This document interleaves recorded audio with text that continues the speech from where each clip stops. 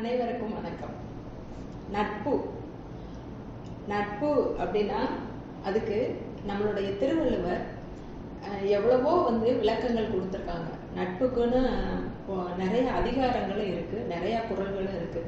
ஏன்னா நம்ம தெளிந்து ரொம்ப யோசித்து நண்பர்களை தேர்ந்தெடுக்கணும்.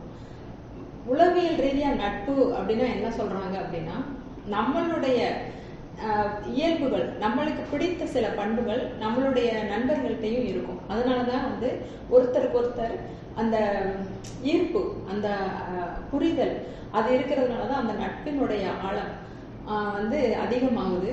அதை உண்மையான நண்பர்களை பெற்ற ஒவ்வொருத்தருக்குமே அதை நம்ம புரிஞ்சிருப்போம்.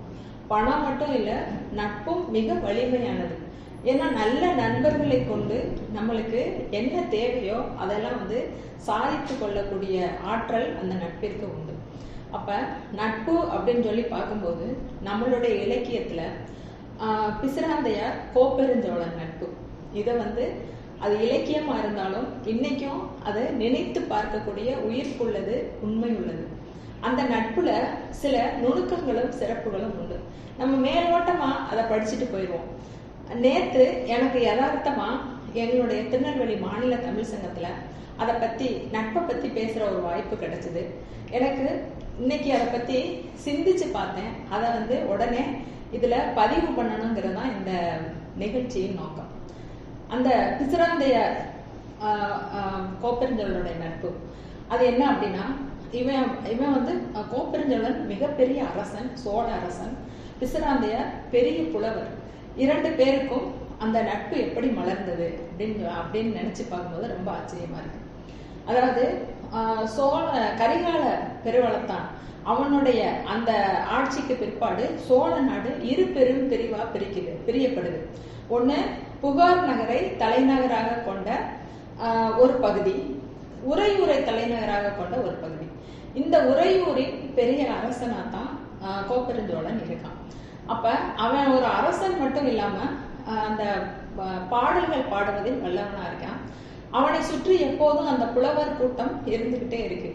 அவன் அது மட்டும் இல்ல, பல சிறப்புகளுக்கு சொந்தக்காரனா இருக்கான். மக்களை நல்லா பாத்துக்கிறான், மக்களுடைய அன்பை பெற்றவன், மக்களுக்காக எதையும் எப்பவும் செய்யக்கூடிய ஆற்றல் படைத்தவன். நாட்டினுடைய நலன் தான் அவனுடைய வாழ்வே அப்படின்னு சில பண்புகளை கொண்டாதான் கோப்பெருஞ்சோழன். இப்படி இருக்கும்போது இவனை பற்றி எப்ப பார்த்தாலும் புலவர்கள் அவனுடைய உண்மை தன்மையை பாடல்களாக பாடிக்கிட்டே இருப்பாங்க. அது மட்டும் இல்ல, இவனுடைய அந்த பாடலை ஒரு புலவர் மதுரை தமிழ் சங்கத்துல போய் பாடுறாரு. இத பிசிராந்தையார் ரொம்ப உன்னிப்பா இத கேட்டுக்கிட்டே இருந்துட்டு அப்ப கேட்கிறாரு, கோப்பெருஞ்சோழனை பத்தி எனக்கும் சொல்லுங்க, அவரு இப்படிப்பட்டவரா அப்படின்னு அந்த பாடல் வழியா நான் தெரிஞ்சுக்கிட்டேன். அது மட்டும் இல்ல, நானும் அவரை ரொம்ப கேட்டேன்னு நீங்க போய் சொல்லுங்க அப்படின்னா அந்த புலவர்கிட்டயே பிசிராந்தையார் சொல்லி விடுறாரு. அப்ப அந்த பாண்டிய நாட்டுல பாடல் பாடின அந்த புலவர் மன்னனை பார்த்து பிசிராந்தையார் சொன்ன செய்திகள் எல்லாம் சொல்றாரு. இந்த மாதிரி அங்க பாண்டிய நாட்டுல ஒரு பெரிய புலவர் இருக்காரு, அவரும் பெரிய மக்கள் நல தொண்டர் தான், புலவரா இருந்தாலும் உங்களை போல ஒரு மன உள்ளம் படைத்தவர் தான் அவர் அப்படின்னு சொல்லும்போது பிசிராந்தையாரை பத்தி கோப்பெருஞ்சோழனை ரொம்ப கேள்விப்பட்டுட்டு நானும் புலவரை ரொம்ப கேட்டேன்னு சொல்லுங்க அப்படின்னு அந்த புலவர்கிட்ட சொல்லி விடுறாரு. இப்படியே இந்த புலவர்கள் வாயிலாக செய்திகள் பரிமாறப்பட்டு ஒருவர் ரொம்ப ரொம்ப நெருக்கமாகுது இவங்க உறவு. இப்படியே இந்த காலங்கள் போய்கிட்டு இருக்கு. அப்ப இவங்க எந்த அளவுக்கு அந்த நட்பு போயிடுச்சு அப்படின்னா, ஒரு நாள் கோப்பெருஞ்சோழன் சொல்றாரு அந்த நண்பர்களையும் புலவர்களையும் பார்த்து, எனக்கு உயிருக்கு உயிரான ஒரு நண்பர், ரொம்ப சேவை தூரம் தான், ரொம்ப தொலை தூரம் தான் பாண்டிய நாடு. அங்க பிசிராந்தையார்னு புலவர் என்னோட நண்பர் இருக்காரு.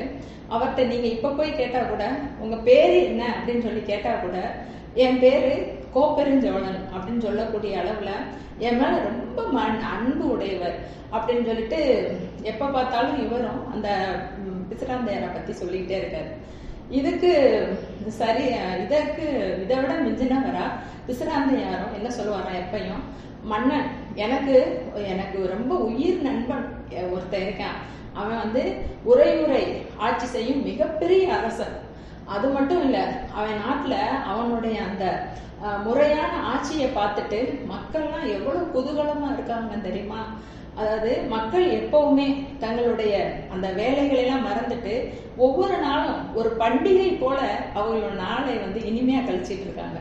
அது மட்டும் இல்ல, உழவர்கள்லாம் தங்கள் களைப்படையும் போது அந்த செழுமையான கல்லு அதை தான் குடிப்பாங்க. எப்பவும் அந்த அந்த செழுமையானது இருந்துகிட்டே இருக்கும். ஆமக்கறி அது சமைச்ச உணவு இருக்கும் வீட்டுல. விலாங்கு மீன் அது ரொம்ப சுவையா இருக்கும். அந்த மீன் அது அவங்க மக்கள் எப்பவும் அதெல்லாம் கிடைக்கும், அவங்க ரொம்ப சாப்பிட்டுட்டு இருப்பாங்க. இப்படிப்பட்ட ஒரு வளமான நாட்டை சேர்ந்த கோப்பெருஞ்சோழன் தான் என்னுடைய நண்பன் அப்படின்னு சொல்லி எப்ப பார்த்தாலும் அந்த புகழையே பாடிட்டு இருப்பாராம். அது மட்டும் இல்ல, ஒரு நாள் இப்படி பாக்குறாரு, சில அன்னப்பறவைகள் அவருடைய அந்த தெற்கு திசையில இருந்து வட திசையை நோக்கி போய்கிட்டு இருக்கு. அந்த பறவைகள்கிட்ட போய் சொன்னாராம், அண்ணங்கால் நீங்க எல்லாம் நீங்க பாண்டிய நாட்டை கடந்துதான் சோழ நாட்டை கடந்துதான் போகணும். அப்படி போகும்போது என்னுடைய நண்பன்கிட்ட போய் உங்க ஆந்தையார எனக்கு தெரியும் அப்படின்னு மட்டும் சொல்லுங்க, வேற ஒண்ணும் சொல்ல வேணாம். உடனே அவன் என்ன செய்வான், தன்னுடைய மனைவி அணிந்திருக்கிற அழகான ஆபரணங்கள் எல்லாம் எடுத்து உங்களுக்கு போட்டு அழகு பார்ப்பேன் அப்படின்னா அந்த புலமை நேயத்தோட பல பாடல்கள் பல புகழ்கள் பாடி இப்படி அந்த நட்புலையே 2 பேரும் திளைத்து போய் இருக்காங்க.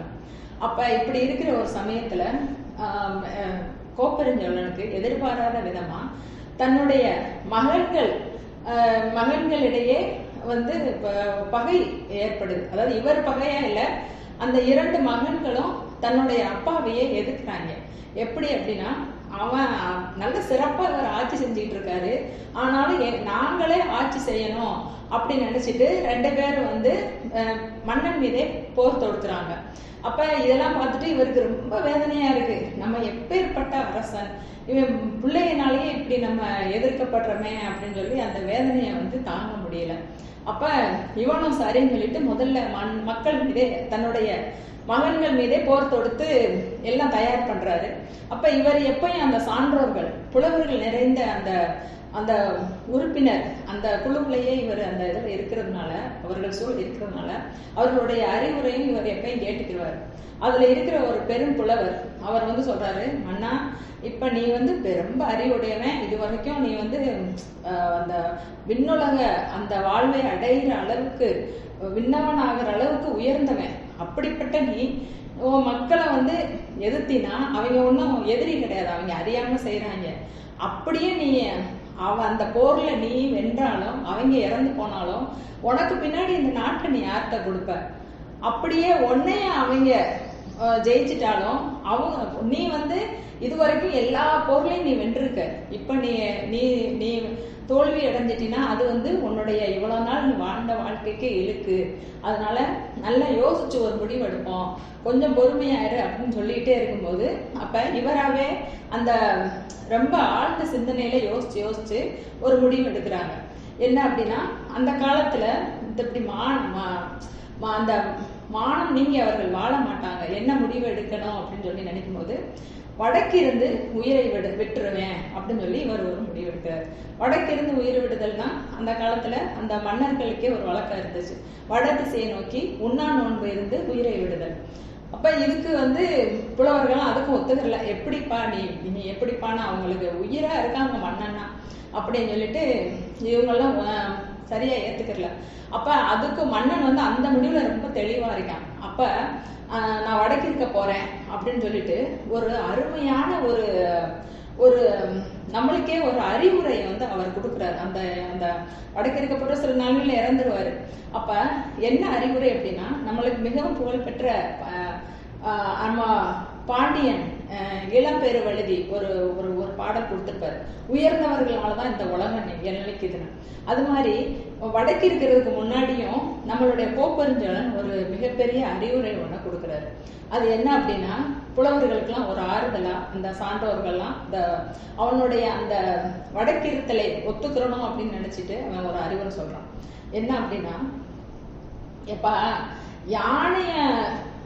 யானைய வேட்டையாடணும் அப்படின்னு நினைச்சு போறவங்க யானைய ஜெயிச்சு வெற்றி அடைஞ்சு வந்ததும் உண்டு. ஒரு சின்ன பறவைய வேட்டையாடி போகணும்னு நினைச்சு போனவன் அதை அடைய முடியாம தோல்வி அடைஞ்சு வந்ததும் உண்டு. அதே மாதிரி நம்மளுடைய எண்ணங்கள் எப்பயுமே உயர்ந்ததாகவும் பெருசாகவும் இருக்கணும். அந்த மாதிரி ஒரு எண்ணம் இருந்துருச்சு அப்படின்னா அந்த எண்ணம் நம்மளை எங்க போய் சேர்க்கணும், நிச்சயமா விண்ணுலகத்தை கொண்டு போய் சேர்க்கும்.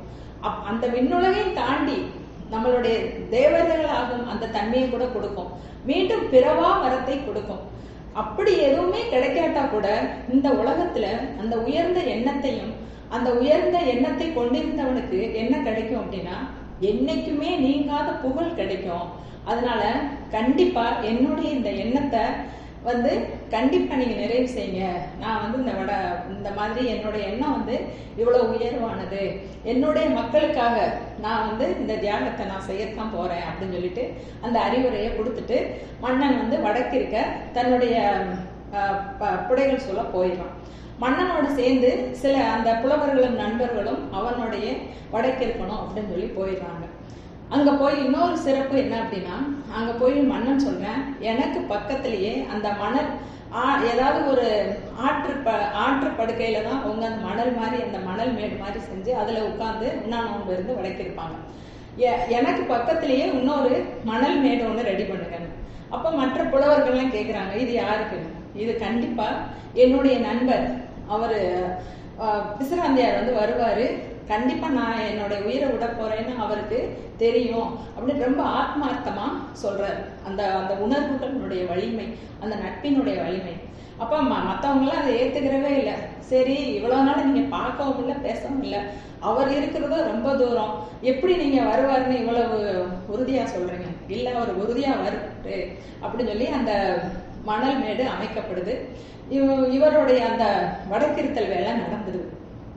இதை கேள்விப்பட்டு பிசிராந்தையாரும் தன்னுடைய அந்த நண்பன் அவருக்கு எப்படியோ தெரிஞ்சது அந்த அவனுடைய அந்த நட்பினுடைய வலிமையில இவரும் யானை மேல ஏறி சோழ நாட்டை நோக்கி வர்றாரு.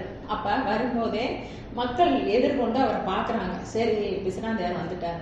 ஆனா நிறைய பேருக்கு அவர் அடையாளமே தெரியல, ஏன்னா அவ்வளவு ஒரு இளமையா இருக்காரு அவர். அப்ப மக்கள் கேக்குறாங்க, நீங்க யாரு? எங்க மன்னன், இந்த மாதிரி எங்க நாட்டுல எவ்வளவு நிலவரம் நடந்துட்டு இருக்கு அப்படின்னு. இப்ப இவர் சொல்றாரு, நான் தான்ப்பா பிசிராந்தையார். ஓ, நீங்கப்பா அப்படியா சொல்லிட்டு ஒருத்தர் அதெல்லாம் கேக்குறாரு. நீங்க ரொம்ப வயசானவரா இருப்பாருன்னு நினைச்சோமே, நீங்க இவ்வளவு இளமையா இருக்கீங்களே அப்படின்னு. அதுக்கு பிசிராந்தையார் சொன்னாராம், ஆமா, நான் ஒரு சிறப்பான மன்னன் ஆட்சி செய்கிற நாட்டில இருந்து வர்றேன்.